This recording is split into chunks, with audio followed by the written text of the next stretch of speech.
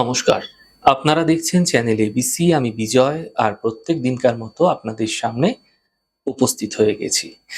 আজকে আমরা আলোচনা করব কর্কট রাশির মানুষের জীবনে শত্রুর প্রকোপ কিভাবে আসতে পারে। কর্কট রাশির মানুষদের কাছ থেকে কারা মূলত ফায়দা নিয়ে থাকে। আজকে আলোচনার মূল বিষয় কিন্তু কর্কট রাশির শত্রু কারা। নক্ষত্র ভিত্তিক আলোচনা করার চেষ্টা করব যে কারা আপনার সঙ্গে সব থেকে বেশি আপনার সঙ্গে শত্রুতা করে চলেছে, আপনার থেকে ফায়দা নিচ্ছে। চলুন আলোচনায় যাই, একটু বিস্তর আলোচনা করার চেষ্টা করব। দেখুন, কর্কট রাশির কথা বলতে গেলে প্রথমে কিন্তু একটা কথা মনে পড়ে যায়, হয়তো আপনারাও ছোটবেলায় এই কথাটা আপনার মায়ের মুখ থেকে শুনেছেন, আয় আয় চাঁদ মামা টি দিয়ে যা। অর্থাৎ চাঁদ যে মাতুল বংশের সঙ্গে সম্পর্কিত তা আমরা কম বেশি সকলেই জানি, কিন্তু কর্কট রাশির সঙ্গে এই মায়ের কি সম্পর্ক সেটা আমরা অনেকে জানি না। কর্কট রাশি একটি জলরাশি, রাশিচক্রের সব থেকে বৃহৎ জলরাশি হচ্ছে কর্কট। তার সঙ্গে সঙ্গে রাশিটি কিন্তু চর প্রধান রাশি, তাই এই কর্কট রাশিকে চর জল রাশি বলা হয়। এই রাশির অধিপতি গ্রহ হচ্ছে চন্দ্র, যার সঙ্গে মাতৃত্বের একটা বিশেষ সম্পর্ক পাওয়া যায়। যেই রাশিটির কথা প্রথমে বলতে গেলে বলতে হয়, এটি শুধু মাতৃপ্রবণ রাশি নয়, এই রাশিটি রহস্যময়, কল্পনাপ্রবণ এবং মায়াবী রাশি। তাই তো এই রাশির মানুষদের মধ্যে প্রবল মাতৃত্বের ভাব দেখা যায়। মা যেমন তার সন্তানকে লালন পালন করে ধীরে ধীরে বড় করে তোলে, ঠিক একইভাবে আমরা এই কর্কট রাশির মানুষগুলোর মধ্যেও কেয়ারিং নেচার কিন্তু দেখতে পাই। এবং যারা কর্কট রাশির মানুষ তারা তার ভালোবাসার মানুষকে ভীষণভাবে আগলে রাখে। নিজের শখ, আহ্লাদ, সুখ, শান্তি, আনন্দ, ফুর্তি সবকিছুকে বিসর্জন করে দিয়ে আপনি আপনার কাছের মানুষের চোখের জল মুছিয়ে দেন, আপনি অপরের চোখের জল মুছিয়ে দেন। কিন্তু এর পরেও, এত কিছু করার পরেও আপনাকে শুনতে হয় আপনি অহংকারী, আপনি সবসময় সন্দেহ করেন, আপনার কারণে এই সংসারে এত সমস্যা ঝঞ্ঝাট, আপনি না থাকলে কোনো সমস্যাই হতো না। এরকম অনেক ধরনের লাঞ্ছনা গঞ্জনা আপনাকে কিন্তু প্রতিনিয়ত সহ্য করতে হয়, কোনো অন্যায় না করেও। আপনার পরিবারের মানুষের থেকে, আপনি আপনার প্রিয়জনের থেকে, তাদের জন্য করেও প্রতিনিয়ত তাদের থেকে কোনো রকম সম্মান পান না। আপনি মুখ বুঝে দাঁতে দাঁত চেপে সমস্ত লাঞ্ছনা গঞ্জনা বুকের মধ্যে পাথর চাপা দিয়ে সেই মানুষগুলোর প্রতি মাতৃত্বের ভাব পোষণ করে থাকেন। আর সেই মানুষগুলো রোগে ব্যাধিতে যখন আক্রান্ত হয়, রাতের পর রাত জেগে আপনি সেই মানুষগুলোর পাশে ঢাল হয়ে দাঁড়িয়েছিলেন। আর আজ আপনার সামান্য মানসিক সাপোর্ট প্রয়োজন। সেই সময় আপনি দেখতে পাচ্ছেন আপনি যাদেরকে আপনার পাশে থাকতে দেখতে চাইছেন তারা কেউ আপনার পাশে নেই, যেন আপনার চারপাশটা অসম্ভব শূন্য লাগছে। দেখুন, কর্কট রাশির যে প্রতীক রয়েছে না, সেটি হলো কাঁকড়া। এই কাঁকড়াটিকে লক্ষ্য করলে আপনারা দেখতে পাবেন যে কাঁকড়ার মধ্যে আঁকড়ে ধরার প্রবণতা অত্যন্ত বেশি থাকে। তারা যাকে ভালোবাসে তাদেরকে আঁকড়ে ধরতে চায় এবং তাদের থেকে অধিকারটা পেতে চায়। এর সঙ্গে সঙ্গে যদি লক্ষ্য করেন, কাঁকড়ার উপরিভাগ অত্যন্ত মজবুত হয়ে থাকে এবং ভেতরটা কিন্তু ততটাই নরম। ঠিক সেরকমই কর্কট রাশির মানুষেরা ভেতর দিক থেকে যতটা নরম, বাইরে থেকে তারা আবরণটা এমনভাবে সাজিয়ে রাখে যেন তার দুঃখের, তার কষ্টের দিকগুলো সহজাতভাবে কেউ দেখতে না পায়।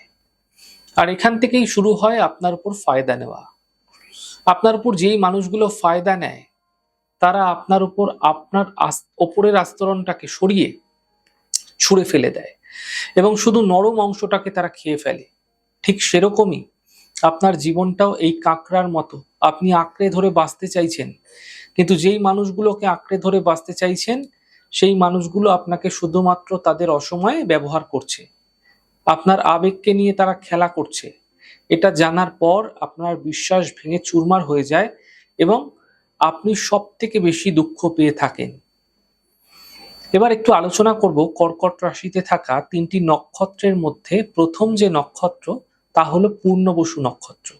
এই নক্ষত্র সম্পর্কে একটু জানার চেষ্টা করব। দেখুন, পূর্ণবসু একটি দেবগণের নক্ষত্র, আর এই নক্ষত্রের অধিপতি বৃহস্পতি, যার ফলে আপনাদের মধ্যে বৃহস্পতির শুভ গুণগুলি বিশেষভাবে লক্ষ্য করা যায়, বিশেষভাবে দেখা যায়। যেরকম আপনার মধ্যে আদর্শ, শিক্ষা, নীতিপরায়ণতা, মানুষকে সৎ উপদেশ দেওয়া, এগুলো কিন্তু আপনারা করে আপনার জীবনকে অতিবাহিত করতে চান, আপনার জীবনটাকে কাটাতে চান। কিন্তু আপনি আপনার দিক থেকে পরিবারের জন্য, সংসারের জন্য কর্তব্যের মধ্যে কোনো ফাঁক রাখতে চান না। কিন্তু আপনার পরিবারের মানুষেরা আপনাকে বিভিন্ন ক্ষেত্রে কৌশল করে দূরে সরিয়ে রাখে। আপনার পরিবারের মানুষেরা আপনার থেকে ফায়দা নিয়ে থাকে। যেরকম যদি গৃহ সম্পত্তির কোনো বিষয় থেকে থাকে, সেখান থেকে আপনাকে কিভাবে বঞ্চিত করা যায়, আপনার উপার্জনেই তারা আনন্দ ফুর্তি করবে, কিন্তু আপনি আপনার শখ আহ্লাদগুলি পূরণের ক্ষেত্রে সক্ষমতা থাকা সত্ত্বেও পরিবারের মানুষের একটার পর একটা দায়িত্ব কর্তব্য পালন করতে গিয়ে আপনাকে আপনার শখ আহ্লাদগুলিকে কিন্তু বিসর্জন দিতে হয়। এরপর একটু আলোচনা করব কর্কট রাশিতে থাকা দ্বিতীয় নক্ষত্র নিয়ে। কর্কট রাশিতে দ্বিতীয় নক্ষত্রটি হচ্ছে পুষ্যা নক্ষত্র। এটি একটি দেবগণের নক্ষত্র এবং একই সাথে এই নক্ষত্রটি শনির নক্ষত্র।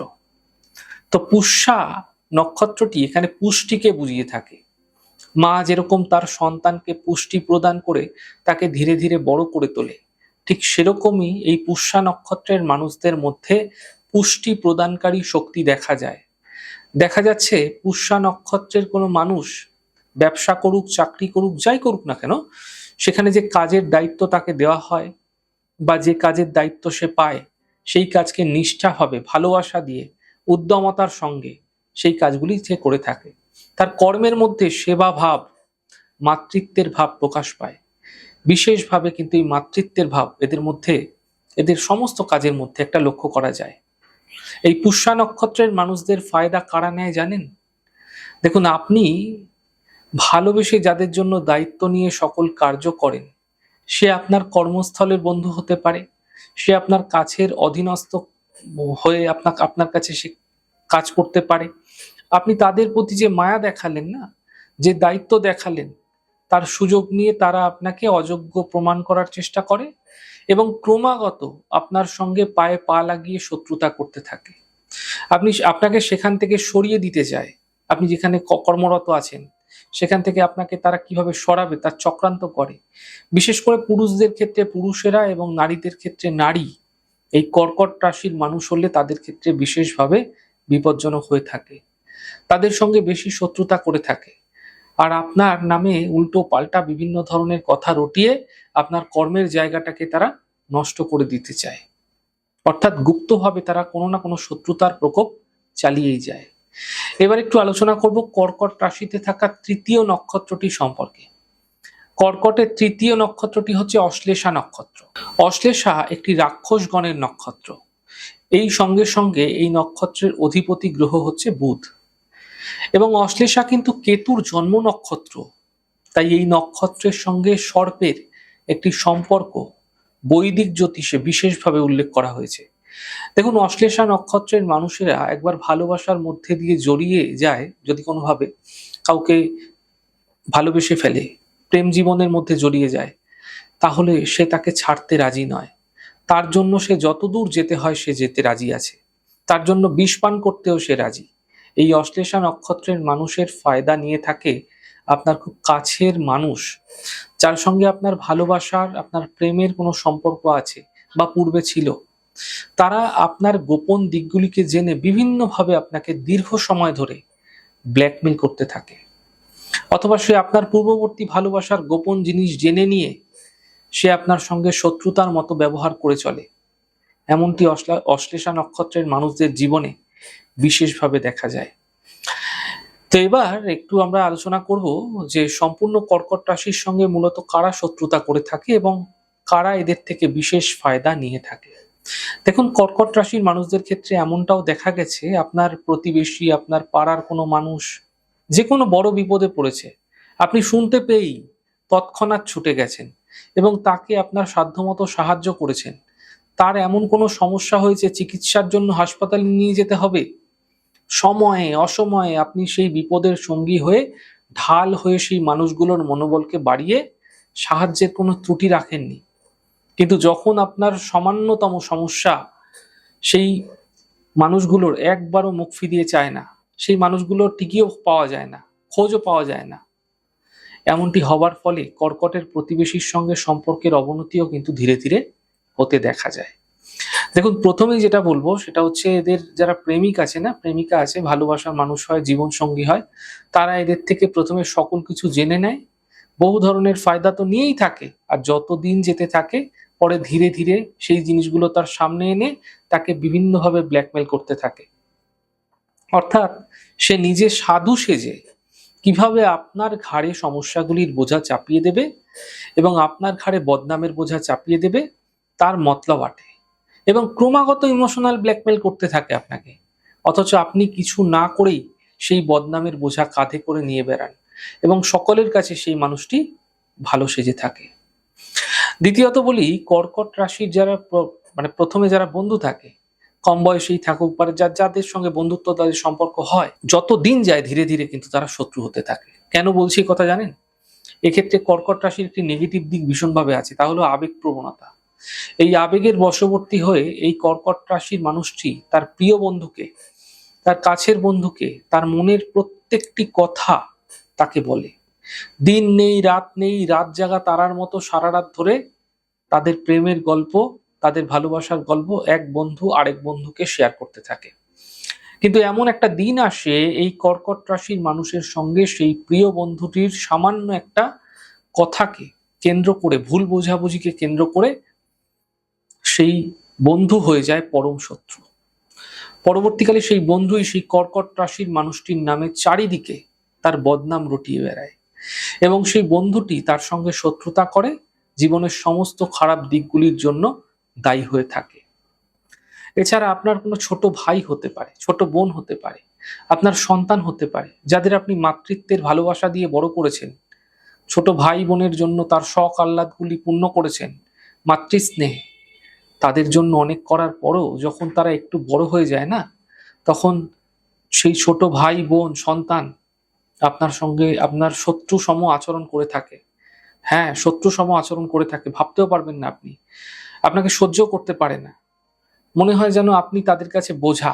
এছাড়া এমনটিও দেখা যায়, আপনি যেই অফিসে কাজকর্ম করেন, দেখবেন সেখানে আপনি সকলের সঙ্গে মিলে ঝুলে কাজ করেন, আপনি আপনার মনের দিক থেকে পরিষ্কার থাকেন, কিন্তু কখনো হয়তো কোনো এমন এক বিষয় কারো কথা কাউকে বলে দিয়েছেন, বেশ কিছু না, ৭-৫ না ভেবে হয়তো খুব সাধারণ কথা সেটা বলে ফেলেছেন। আপনি হয়তো ভাবেননি যে এই সামান্য কথা এত বিরাট আকার ধারণ করে নেবে, এবং এরপর সেখান থেকে শুরু হয় আপনার উপর শত্রুতা। আপনার কর্মস্থলে সেই মানুষগুলি আপনাকে ভুল বুঝে শত্রুতাপূর্ণ আচরণ করে কিন্তু আপনাকে সেখান থেকে তাড়ানোর জন্য উঠে পড়ে লাগে। দেখুন, কর্কট রাশির মানুষদের ক্ষেত্রে কতগুলি কথা আমি বলে রাখি, এই কথাগুলি আপনারা মেনে চললে আপনাদের ক্ষেত্রে ভালো হবে। প্রথমত, আপনার আবেগকে কমান। সব ক্ষেত্রে সব জায়গায় সবসময় আবেগ চলে না। এটা খোলামখুচি না যে যেকোনো সময় যেকোনো মানুষের জন্য আপনি আবেগতাড়িত হয়ে যাবেন। দেখুন, মানুষকে অবশ্যই ভালোবাসবেন, মানুষকে অবশ্যই সেবা করবেন, তাতে কোনো বড় সমস্যা নেই। কিন্তু মাথায় রাখুন, আপনি যদি আবেগ নিয়ে সকল কার্য করছেন না, তাহলে এই আবেগ আপনাকে ধ্বংস করার জন্য উঠে পড়ে লাগবে। আপনি নিজেকে সময় দিন, অন্যের জন্য ভাবার তো সময় পড়েই রয়েছে। নিজেকে এত ঠুনকো মনে করবেন না আপনি। আপনার রাশি কর্কট, মাতৃতুল্য মনের অধিকারী আপনি। আবারও বলছি, আপনি সকলের জন্য করুন, সকলের জন্য ভাবুন, সব ঠিক আছে, কিন্তু মাথায় রাখুন নিজের আবেগকে নিয়ন্ত্রণে রাখুন। তাই আবেগকে দূর করুন, আপনার আবেগই আপনার যন্ত্রণার মূল কারণ। আমাদের এই ছোট ছোট এপিসোডগুলো আপনাদের কিরকম লাগছে অবশ্যই লিখে জানাবেন। যদি ভালো লেগে থাকে সেক্ষেত্রে লাইক করতে, কমেন্ট করতে, সাবস্ক্রাইব করতে এবং শেয়ার করতে বন্ধুদের সঙ্গে ভুলবেন না। অনেক ভালো থাকুন, সুন্দর থাকুন, সুস্থ থাকুন। আগামী পর্বে দেখা হবে। নমস্কার।